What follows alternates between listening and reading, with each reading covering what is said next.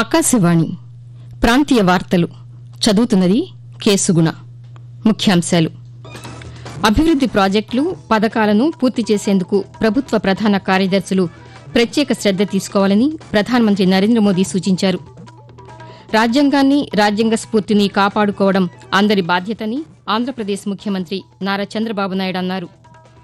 ఆంధ్రప్రదేశ్లోని తూర్పుగోదావరి జిల్లా రాజమహేంద్రవరంలో కేంద్ర మంత్రి గజేంద్ర సింగ్ షెకావత్ ఈరోజు పర్యటించనున్నారు. వర్షాకాలంలో వచ్చే వ్యాధులు ప్రబలకుండా కట్టుదిట్టమైన చర్యలు తీసుకోవాలని తెలంగాణ ముఖ్యమంత్రి ఏ రేవంత్ రెడ్డి అధికారులను ఆదేశించారు. హైదరాబాద్, సికింద్రాబాద్ జంట నగరాల్లో జరిగే బోనాల ఉత్సవాలు ఈ రోజు నుంచి ప్రారంభమయ్యాయి. వార్తల వివరాలు: ఆధార్ సంబంధిత ఫిర్యాదులు, ఆయుష్మాన్ భారత్ అల్యూమినియా శుద్ది పరిశ్రమల విస్తరణ ప్రాజెక్టు వంటి అంశాలపై ఢిల్లీ నుండి ప్రధానమంత్రి నరేంద్ర మోదీ వివిధ రాష్ట్రాల ప్రభుత్వ ప్రధాన కార్యదర్శులతో దృశ్య మాధ్యమ సమావేశం నిన్న నిర్వహించారు. ఈ సందర్భంగా ప్రధానమంత్రి మాట్లాడుతూ వివిధ ప్రగతి ప్రాజెక్టులు, పథకాలను సకాలంలో పూర్తి చేసేందుకు అన్ని రాష్ట్రాల ప్రభుత్వ ప్రధాన కార్యదర్శులు ప్రత్యేక శ్రద్ద తీసుకోవాలని సూచించారు. అనంతరం ఆయా రాష్ట్రాల కార్యదర్శులతో పలు ప్రాజెక్టులు, పథకాల ప్రగతిని సమీక్షించారు. ఈ సమావేశంలో ఆంధ్రప్రదేశ్ ప్రభుత్వ ప్రధాన కార్యదర్శి కె విజయానందతో పాటు ఇతర అధికారులు పాల్గొన్నారు. ప్రధానమంత్రి నరేంద్ర మోదీ అధ్యక్షతన కేంద్ర మంత్రివర్గం నిన్న ఢిల్లీలో సమావేశమైంది. ఈ సమావేశంలో దేశ అత్యవసర పరిస్థితి సమయంలో రాజ్యాంగ పరిరక్షణకు ప్రాణాలను అర్పించిన వారికి నివాళులర్పించారు. అనంతరం మంత్రివర్గ సమావేశం వివరాలను కేంద్ర సమాచార, ప్రసార శాఖ మంత్రి అశ్విని వైష్ణవ్ పాతికేయులకు వెల్లడించారు. పూణె మెట్రో రైలు ఫేజ్ 2కు మంత్రిమండలి అంగీకారం తెలిపిందని చెప్పారు. ఉత్తరప్రదేశ్లోని ఆగ్రాలో అంతర్జాతీయ బంగాళాదుంప కేంద్రాన్ని ఏర్పాటు చేయడానికి మంత్రివర్గం ఆమోదం తెలిపిందని అశ్విని వైష్ణవ్ పేర్కొంటూ, भारत विश्व में दूसरे नंबर का आलू का उत्पादक है और दुनिया भर में पहचान भी है भारत की। अब इस पहचान को एक साइंटिफिक तौर पे करके किस तरह से बेटर जर्म प्लाज्म डेवलप हो, किस तरह से इंटरनेशनल और नेशनल साइंटिफिक रिसर्च का उपयोग करें, इन सब को ध्यान में रखते हुए आगरा, उत्तर प्रदेश भारत में सबसे बड़ा आलू का उत्पादक है और उत्तर प्रदेश में जो आगरा के आसपास वाला क्षेत्र है वो बड़ा आलू का बेल्ट है। उस बेल्ट में आगरा में जो इंटरनेशनल पोटैटो सेंटर है उसका रीजनल सेंटर स्थापित किया जाएगा। పేదరిక నిర్మూలనే లక్ష్యంగా రాష్ట్ర ప్రభుత్వం తీసుకువచ్చిన ప్రభుత్వ, ప్రైవేటు, ప్రజల భాగస్వామ్యం P4 అమలుపై నిరంతరం సమీక్షించాలని ఆంధ్రప్రదేశ్ ముఖ్యమంత్రి నారా చంద్రబాబు నాయుడు అధికారులను ఆదేశించారు. అమరావతిలోని రాష్ట్ర సచివాలయంలో P4 విధానం అమలు, మార్గదర్శుల గుర్తింపు, బంగారు కుటుంబాల ఎంపిక అంశాలపై ముఖ్యమంత్రి నిన్న సమీక్ష నిర్వహించారు. ఈ సందర్భంగా చంద్రబాబు నాయుడు మాట్లాడుతూ పేదలకు సాయం చేసేందుకు చాలామంది ఆసక్తిగా ఉన్నారని, అలాంటి వారికి P4ను వేదికగా మార్చాలని అన్నారు. రాజ్యాంగాన్ని, రాజ్యాంగ స్ఫూర్తిని కాపాడుకోవడం అందరి బాధ్యతని ఆంధ్రప్రదేశ్ ముఖ్యమంత్రి నారా చంద్రబాబు నాయుడు అన్నారు. విజయవాడ తుమ్మలపల్లి క్షేత్రీయ కళాక్షేత్రంలో నిన్న నిర్వహించిన సంవిధాన్ హత్యా దివస్ కార్యక్రమంలో పాల్గొన్నారు.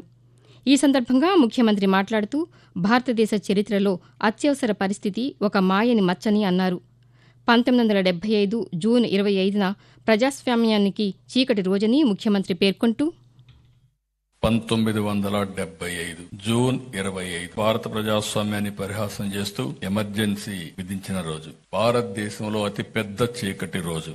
భారత రాజ్యాంగాన్ని, భారత హక్కుల్ని, ప్రజల హక్కుల్ని కాలరాసిన రోజు. రాజ్యాంగాన్ని కాపాడుకోవడం, రాజ్యాంగ స్ఫూర్తితో పనిచేయడం మనందరి బాధ్యత. ఇది కేవలం పాలకులదే కాదు, పౌరులది కూడా. స్వేచ్ఛ, సమానత్వం, న్యాయం అనే రాజ్యాంగ మూలాలను మనం ఎప్పుడూ మరిచిపోకూడదు. దీన్ని ఎప్పటికప్పుడు పరిరక్షించుకోవాల్సిన బాధ్యత మనందరిపైనుంది. కాగా ముఖ్యమంత్రి ఈరోజు గుంటూరులో అంటువ్యాధుల అవగాహన ర్యాలీని ప్రారంభిస్తారు. ఆంధ్రప్రదేశ్లోని తూర్పుగోదావరి జిల్లా రాజమహేంద్రవరంలో కేంద్ర మంత్రి గజేంద్ర సింగ్ షెకావత్ ఈరోజు పర్యటించనున్నారు. రాజమహేంద్రవరం పుష్కర్ ఘాట్ వద్ద అఖండ గోదావరి పర్యాటక ప్రాజెక్టుకు కేంద్ర పర్యాటక శాఖ మంత్రి గజేంద్ర సింగ్ షెకావత్, ఉప ముఖ్యమంత్రి కె పవన్ కళ్యాణ్, రాజమహేంద్రవరం పార్లమెంటు సభ్యురాలు పురంధేశ్వరి ఈరోజు శంకుస్థాపన చేస్తారు. ఈ మేరకు ఆంధ్రప్రదేశ్ పర్యాటక శాఖ మంత్రి కందుల దుర్గేష్ అధికారులతో కలిసి నిన్న ఏర్పాట్లను పరిశీలించారు. అనంతరం ఆయన పాతికేయులతో మాట్లాడుతూ, జిల్లాలకి అనుసంధానంగా ఉన్నటువంటి కేవలాక్ బ్రిడ్జ్ ని సుందరీకరించడంతో పాటు బ్రిడ్జి లంక మీద కొంత పర్యాటక కేంద్రంగా తయారు చేయటం, కడియం నర్సరీల్ని ప్రపంచ పర్యాటకులను ఆకర్షించే విధంగా చేయటం, నిడదవోలు కోటసత్యం తల్లి టెంపుల్ ని పర్యాటకులకి అభివృద్ధి చేసే విధంగా చేయటం, ఇలాంటి ఒక బృహత్తరమైనటువంటి కార్యక్రమంతో డిపిఆర్ తయారు చేసుకుని కేంద్ర మంత్రివర్యులు గజేంద్ర సింగ్ షెకావత్ గారి యొక్క సంపూర్ణ ఆమోదంతో 94,44,00,000 అంచనా వ్యయంతో ఈ కార్యక్రమానికి శ్రీకారం చుట్టడం జరుగుతుంది. ఆకాశవాణి ప్రాంతీయ వార్తలు వింటున్నారు.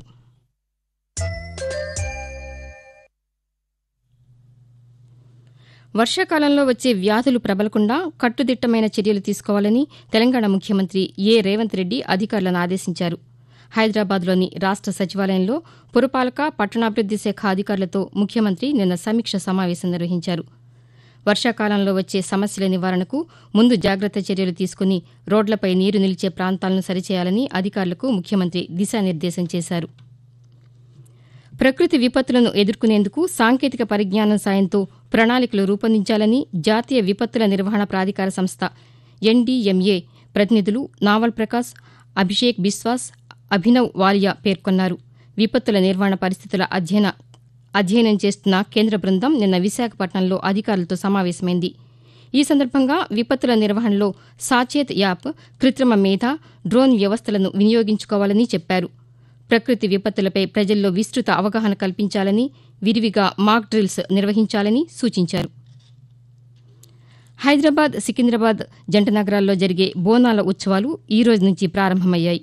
ఇందులో భాగంగా ఈరోజు గోల్కొండ జగదాంబిక ఎల్లమ్మ తల్లికి తొలి బోనం సమర్పిస్తారు. ఈ సందర్భంగా ముఖ్యమంత్రి రేవంత్ రెడ్డి తెలంగాణ ప్రజలకు శుభాకాంక్షలు తెలిపారు. కాగా బోనాల నిర్వహణ కోసం ప్రభుత్వం 20 కోట్ల రూపాయలు మంజూరు చేసింది.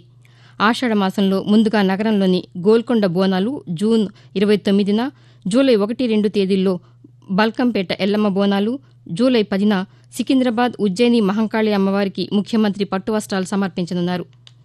జూలై 20న లాల్ దర్వాజా బోనాలు, జూలై 23న చార్మినార్ భాగ్యలక్ష్మి బోనాలు జరుగుతాయి. తెలంగాణ పర్యాటకానికి ప్రభుత్వం ప్రాధాన్యతను ఇస్తోందని ఆ శాఖ మంత్రి జూపల్లి కృష్ణారావు తెలిపారు.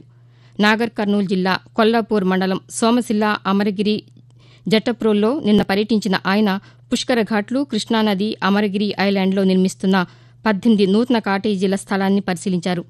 అనంతరం మంత్రి పాతికేయులతో మాట్లాడుతూ 160 కిలోమీటర్ల నిడివైనటువంటి నదీ పరివాహక ప్రాంతం. ఇంత పెద్ద లెంత్ ఉన్నటువంటిది రాష్ట్రంలోనే కాదు దేశంలో కూడా ఎక్కడ లేదు. సముద్రాన్ని తలపించేటువంటి వాటర్ బాడీ. సో కాబట్టి టూరిజం డెవలప్మెంట్ కు అన్ని విధాల అన్ని ఒక దగ్గర, ఎకో టూరిజం, టెంపుల్ టూరిజం, అలాగే వాటర్ స్పోర్ట్స్, ఇవన్నీ కలగలిపి పెద్ద ఎత్తున టూరిజం డెవలప్ కాబడుతుంది.